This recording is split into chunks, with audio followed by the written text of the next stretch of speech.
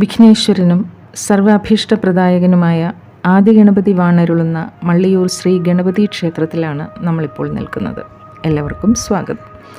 കോട്ടയത്ത് നിന്നും കുറുപ്പന്തറയിൽ ഒരു 2 കിലോമീറ്റർ മാറി മാഞ്ഞൂർ ദേശത്താണ് ക്ഷേത്രം സ്ഥിതി ചെയ്യുന്നത്. പെരുമാളിൻ്റെ കാലത്തിന് മുന്നേ ഉള്ളതാണ് ക്ഷേത്രം. എങ്കിലും കുറേയേറെ കാലം ക്ഷേത്രം വല്ലാത്ത ശോചനീയ അവസ്ഥയിലായിരുന്നു. പിന്നീട് ഇന്ന് ലോകമെമ്പാടും ഖ്യാതി പരത്തി നിൽക്കുന്ന മള്ളിയൂർ ശ്രീ ഗണപതി ക്ഷേത്രമായി ഇത് മാറിയതിനു പിന്നിൽ മഹാസ്വാത്വികനായ ഒരു ബ്രാഹ്മണൻ്റെ ആത്മസമർപ്പണത്തിൻ്റെ കഥയുണ്ട്. ഭാഗവതഹംസം ബ്രഹ്മശ്രീ മള്ളിയൂർ ശങ്കരൻ നമ്പൂതിരിപ്പാട്. പ്രദേശത്തെ ഒരു നിർധന ഇല്ലത്തിൽ ശ്രീ പരമേശ്വരൻ നമ്പൂതിരിയുടെയും ആര്യ അന്തർജനത്തിൻ്റെയും സീമന്തപുത്രനായി 1921 ഫെബ്രുവരി മാസം 2-ാം തീയതിയാണ് അദ്ദേഹം ഭൂജാതനായത്.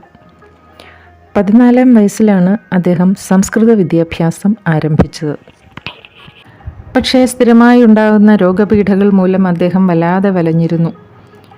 നിത്യേനയുള്ള സൂര്യനമസ്കാരം രോഗങ്ങളെ ഒരു പരിധിവരെ അകറ്റി നിർത്തിയിരുന്നു. എങ്കിലും ഒരു ദിവസം അദ്ദേഹത്തിൻ്റെ മാതാവ് അദ്ദേഹത്തെ ഗുരുവായൂർ ഭജനത്തിന് കൊണ്ടുപോയി.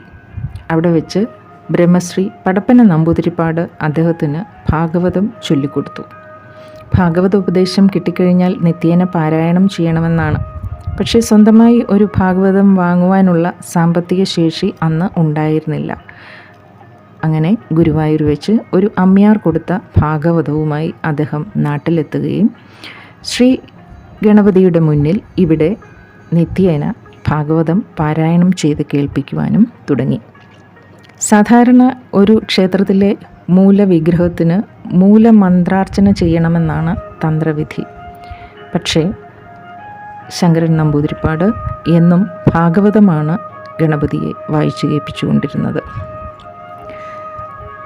ഗണപതിക്ക് ഇഷ്ടപ്പെട്ട പുഷ്പങ്ങൾ കൊണ്ട് അർച്ചന നടത്തുകയും ചെയ്തിരുന്നു. അങ്ങനെ ഒരു 40 വർഷത്തോളം ഇവിടെ അദ്ദേഹം സാളഗ്രാമം വെച്ച് പൂജിക്കുകയും ഗണപതിക്ക് ഭാഗവത പാരായണം നടത്തുകയും ചെയ്തിരുന്നു. അങ്ങനെ നിത്യേനയുള്ള പാരായണത്തിനിടയിലാണ് ഗണപതി ഭഗവാന്റെ മടിയിലിരുന്ന് സാഗൂതം ഭാഗവത കഥകൾ ശ്രവിക്കുന്ന ഉണ്ണികൃഷ്ണൻ്റെ രൂപം തിരുമേനിയുടെ മനസ്സിൽ തെളിഞ്ഞു വന്നത്. പിന്നീട് പ്രശ്നവിധിയിലും ഇവിടെ വൈഷ്ണവ സാന്നിധ്യമുള്ളതായി തെളിഞ്ഞു കണ്ടു. മഹാജ്ഞാനിയും പണ്ഡിതനുമായിരുന്ന അദ്ദേഹം കേരളത്തിൽ അങ്ങോളം ഇങ്ങോളമുള്ള എത്രയോ ക്ഷേത്രങ്ങളിൽ ഭാഗവത സപ്താഹ യജ്ഞങ്ങൾ നടത്തിയിരിക്കുന്നു. ദൈവികതയുടെ പ്രത്യക്ഷ ഉദാഹരണമായിരുന്നു അദ്ദേഹം. ഒരു കുഞ്ഞിനെ പോലെ നിഷ്കളങ്കമായ ആ മുഖം ഒരിക്കൽ കണ്ടവരാരും പിന്നീട് മറന്നുപോവില്ല.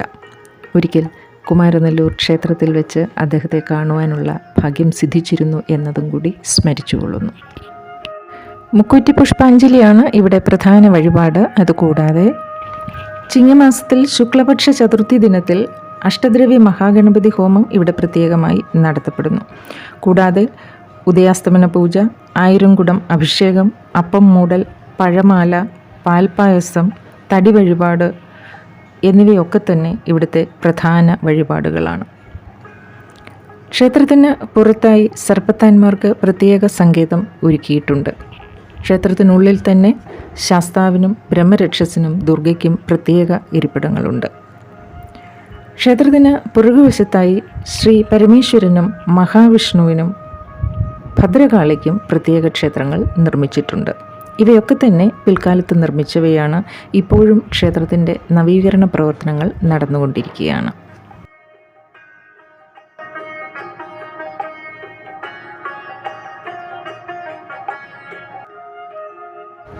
2011 ഓഗസ്റ്റ് മാസം 2-ാം തീയതി ശ്രീ മള്ളിയൂർ ശങ്കരൻ നമ്പൂതിരിപ്പാട് ഭഗവത് പദം പൂകിയതിനു ശേഷം അദ്ദേഹത്തിൻ്റെ കാലടിപ്പാദങ്ങളെ പിന്തുടർന്ന് ഭാഗവത പാരായണത്തിനും ക്ഷേത്രകാര്യങ്ങൾക്കുമൊക്കെ സജീവ പങ്കാളിത്തവുമായി പുത്രൻ ശ്രീ പരമേശ്വരൻ നമ്പൂതിരിപ്പാട് എപ്പോഴും ഇവിടെയുണ്ട്.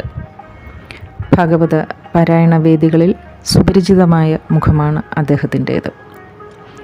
എല്ലാ വർഷവും ജൂലൈ 2-ാം തീയതി മള്ളിയൂർ ജയന്തിയായി ആഘോഷിക്കപ്പെടുന്നു.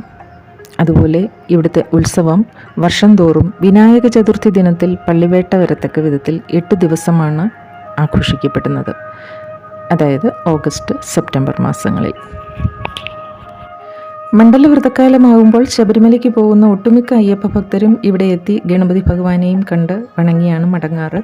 വളരെ വിശാലമായ ക്ഷേത്ര മൈതാനമാണ് ഇവിടുത്തേത്.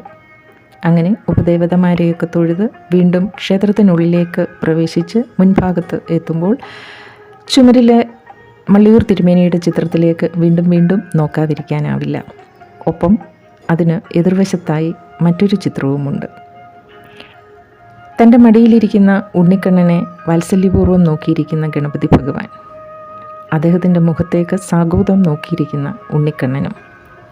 ഈ ചിത്രം രചിച്ചത് എണ്ണഛായാചിത്ര രചനയിൽ കേരളത്തിലെ അതിപ്രശസ്തനായ ചിത്രകാരൻ ശ്രീ MS വിശ്വനാഥൻ വൈക്കം ആണ്. അമൂർത്തമായ സങ്കല്പങ്ങളെ ദൈവത്തിൻ്റെ കയ്യൊപ്പ് പതിഞ്ഞ തൻ്റെ കൈവിരൽ തുമ്പിലൂടെ ക്യാൻവാസിലേക്ക് പകർത്തുവാനുള്ള അദ്ദേഹത്തിൻ്റെ സിദ്ധി ഒരു പ്രത്യേകത തന്നെയാണ്.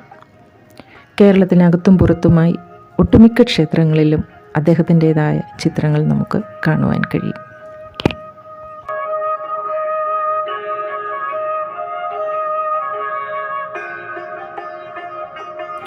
പുറത്തേക്കിറങ്ങുമ്പോൾ ശ്രീകോവിലിനുള്ളിലിരിക്കുന്ന ഗണപതി ഭഗവാനും അദൃശ്യ സാന്നിധ്യമായ ശ്രീകൃഷ്ണ ഭഗവാനും ചുമരിലെ ചിത്രത്തിലെ മള്ളിയൂർ തിരുമേനിയും എല്ലാം ഒരേ ഭാവമായി തോന്നി. അതെ, ദൈവവും മനുഷ്യനും ഒന്നാവുന്ന ഈ പുണ്യഭൂമിയിൽ നിന്നും തൽക്കാലത്തേക്ക് നാം മടങ്ങുകയാണ്. വീണ്ടും മറ്റൊരു വീഡിയോയിൽ കാണുന്നതുവരെ എല്ലാവർക്കും ബൈ.